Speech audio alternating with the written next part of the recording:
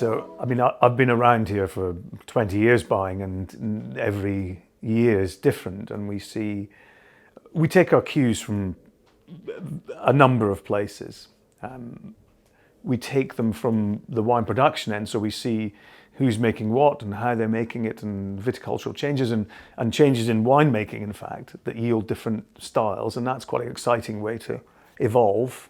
But also, we obviously listen very closely to what our customers tell us, and that leads to evolution, which we feed back to the people we make wine with.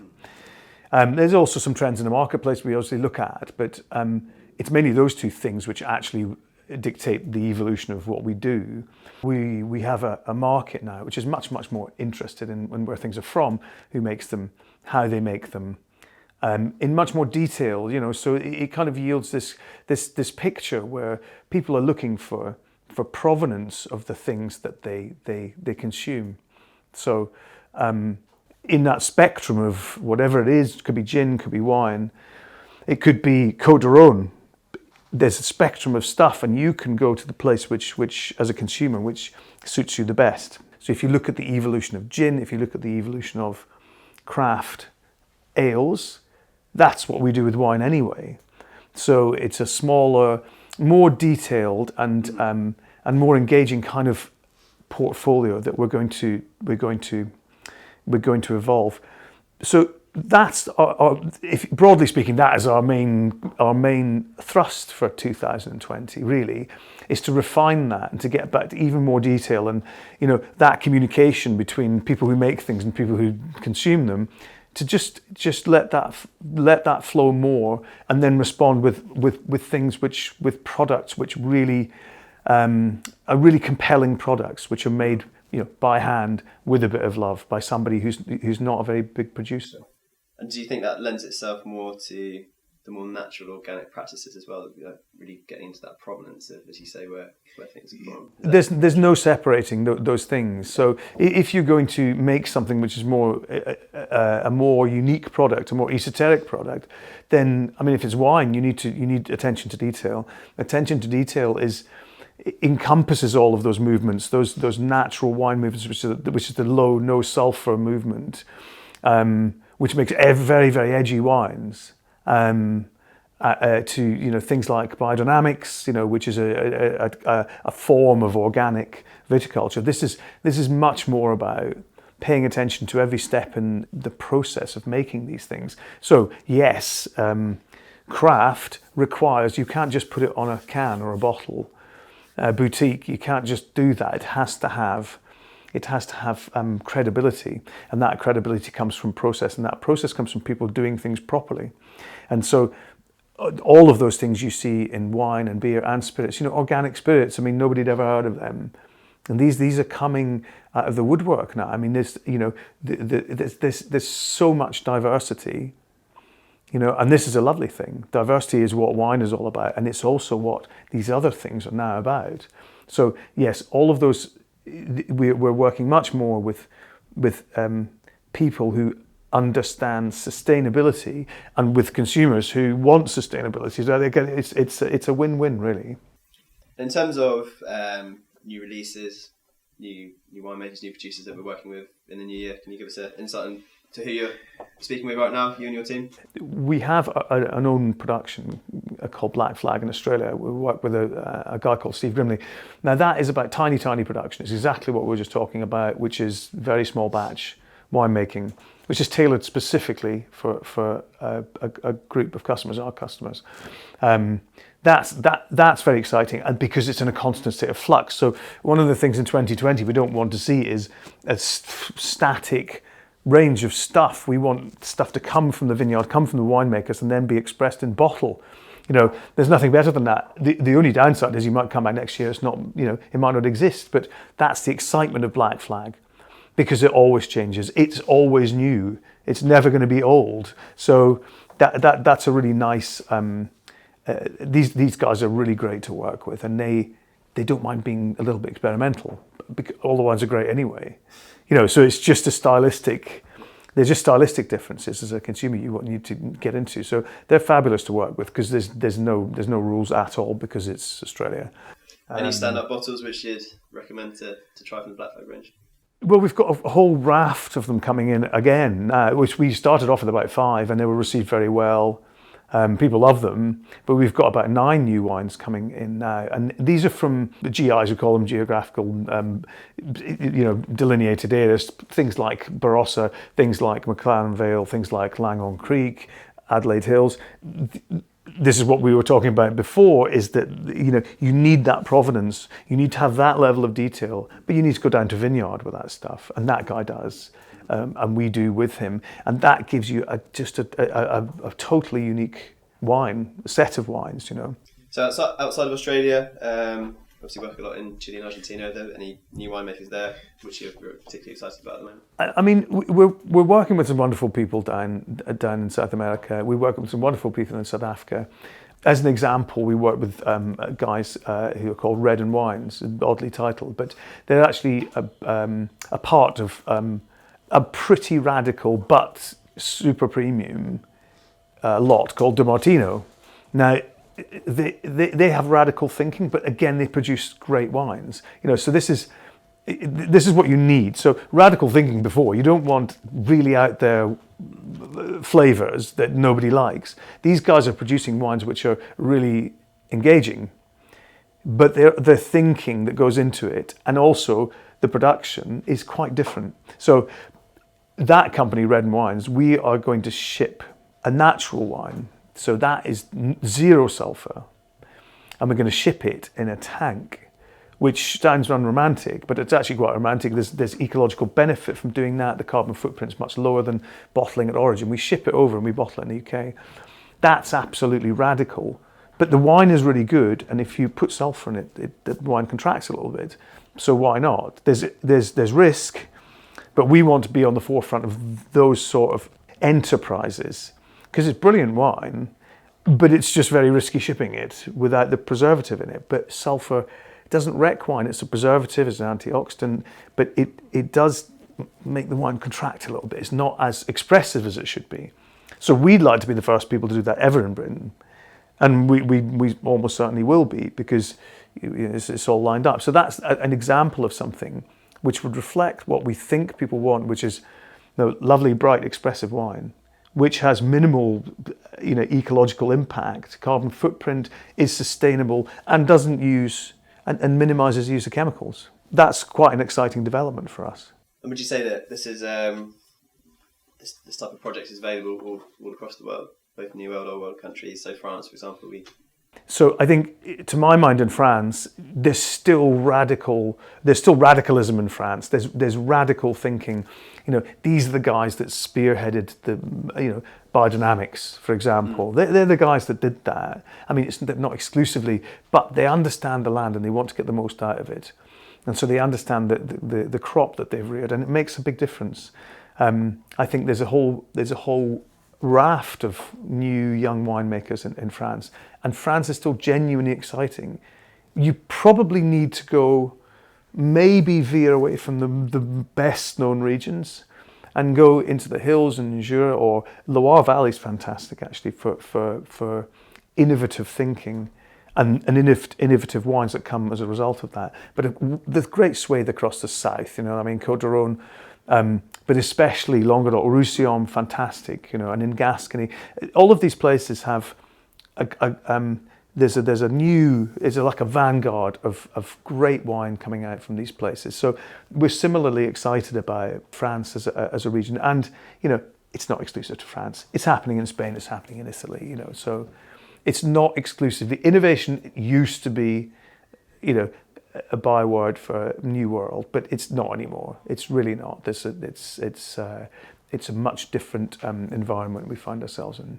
In terms of top tips, little nuggets of insight into 2020, are there any countries in particular that have had a great year, or you're expecting big things? Again, speaking quite generally here. I mean, when we're talking about the environment we find ourselves in, that is a global production of wine. So we've had some very tough times, because in 2017 there was virtually no wine to buy anywhere.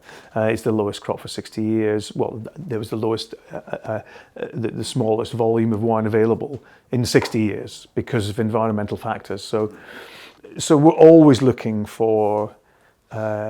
It's an opportunity, and that's not a rapacious thing. It's just an opportunity where something offers something that it didn't before. And unfortunately, if you take South Africa as an example, South Africa's been in extreme drought for 3 years. You couldn't have a shower in Cape Town, right? I mean, you literally couldn't. And that's just come out of that drought. There's been winter rain, and now they've got a big crop, and it's a high quality crop. That's really exciting. So, I'll go there quite soon and look at everything that I possibly can there, and we'll do some winemaking there, and that's a really exciting opportunity for us. It's not the only place either. I mean, without sounding too dry about it, Australia went away for a little while because the Chinese started buying a load of Australian wine. The price went up. It's not necessarily a function of quality, that price going up. It's just a function of demand. So for us, that's not great. So that's come back because the Chinese market has diminished quite dramatically. So that's nice. So we're friends again, and we can start doing those things that we did before. But also always looking for value. Everything's qualities. It must be accompanied by value. Always, always, always. And that's what we're looking for. So if something becomes outpriced, we go somewhere else. In 2017, that was impossible to do. Sort of. I mean, we did our best with it. But these places are coming back. In terms of volume, in terms of value. So for us, that's our little playground. I mean, we love that. South of France it's just becoming, I suppose, in other entities that sell wine, they become less important. But for us, for reasons we were talking about before, all of that innovation, those beautiful vines that they have down there, great climate, and also that massive diversity, it's still an absolute playground for buying wine, for buying interesting, great wine, and not paying too much money for it. So, yeah, there are 3 places we're really excited about going into 2020. So we've obviously launched new beers, new spirits range. Could you give us a general idea of where we're heading? What's to be excited about in 2020 as well on that front? I'd like to extend this idea that we've been applying to our wine sourcing for a long, long time now, which is to say that diversity is the key element in making these things compelling. So we need to do that with beer and spirits. And to be quite honest, we've been doing it with wine for a long time. Now, there's actually a blossoming industry. If you take gin, for example, Gordon's Beefeater, 25 years ago, a few more, thousands now, thousands. Everybody is making gin. And that's a good thing. There's nothing bad about that, because you get to, as an individual, you get to own that product. You get to say, I drink, whatever it may be, Harris gin, whatever it may be, it's something much more unique. We all get to be James Bond, and stipulate exactly what we want in that glass. And the craft ale thing has exploded as well. I mean, these are global things. But we want to take the idea behind gin and extend it to rum. We want to take the idea behind craft ale and start making ales ourselves. So we make bespoke wines with our producers. We're going to start do exactly the same with these with spirits and beer. We'll start making beers that we've made with the guys that we want to make it with. Similarly with spirits, small batch. So you'll get a load of unique stuff on the shelves, and we want to massively expand it. So we'll be 3 times the size in terms of spirits than we are now in a year's time. And the same with beer. So it's quite an exciting time. It's about expansion, and that's about embracing that diversity. Okay, so we talk about trends. Low and no is a big one, which we certainly noticed. Where do you think that's going? Is it only going to become more prominent? I think Virgin Wines wine's always, it is a lifestyle thing. It's there to make to make your life better. It's a lifestyle thing. It's the thing we share. It's the thing we share social events, and that is the lubricant. And I think so lifestyle is already a big thing for us, because people are maybe consuming less alcohol, are more conscious of the alcohol they do consume. and of the levels of alcohol they consume. Of course, low-no category is really important to us.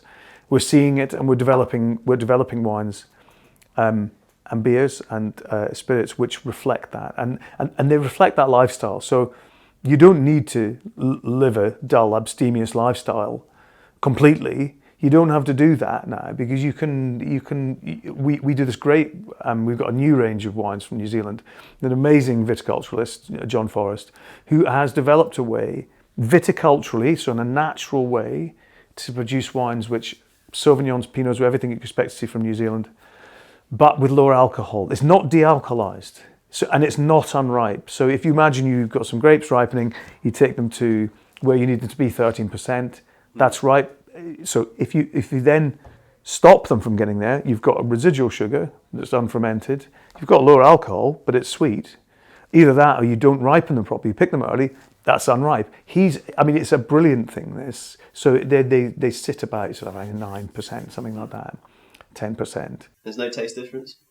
No, that's the genius thing that he's done, because he's used natural viticultural practices and winery practices to produce something which is a natural product, and it has lower alcohol, but the flavour profiles are great. So exactly what you would expect from something at 12.5%, 13%. This is the way that particular element of the market is going. But of course, we have to embrace all of these things like, spritzers and spirits. Although they're stronger, they're mixed with things. So, and there's an amazing the history of cocktails, for example, is extraordinary, and we will embrace all of those things, so that's kind of that consciousness about consuming less actual alcohol can be delivered to people's lives, and that is our job to do that. So we also will do de-alcoholized. We do zero alcohol beers. We do zero alcohol spirits. So and we do zero alcohol wine. So you can kind of. It's about where your bag is, really. It's about where you want to put it. But embracing that whole lifestyle, as I think, is very important to us, and it's something we understand already. But it's just slightly diminished alcohol. We'd be mad if we didn't treat that very, very seriously. Excuse me. Shall I thank you for your time? Nah. What do you think, Ben? Yeah. I'll just invoice you. $6.50 an hour, isn't it? $6.50 an hour, yeah. There's no dot in there. And a few more O's. Yes, exactly. Okay, Andrew, as always, been a pleasure. Thank you for sharing your expert knowledge with us. No, that's cool. We're very excited about 2020 and what's going to happen.